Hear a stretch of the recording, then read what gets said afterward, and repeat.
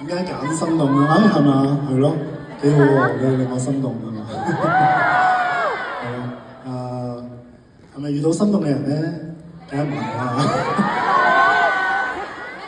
其實冇乜特別嘅原因嘅，純粹想唱都冇得解。唔係每一首歌都會有啲咩特別嘅含義。但係我覺得呢一首歌我聽嘅時候，都真係大家要好好珍惜自己愛嘅人，係啊，即係呢首歌都係講關於少少嘅遺憾。講真人喺呢一個世上面都有好多好多嘅遺憾啦，好多好多嘅得唔到啦，係啦。雖然係過程會好痛心、好難過，係啊。其實唔單止係愛情友情、親情都係咁希望大家都可以用一個平常心去面對所有嘢啦，係啦。但係都真係好好珍惜坐喺你哋隔離嘅嗰位親人啦、嗰位情人啦，係啦，嗰位嘅兒子啦、女兒啦。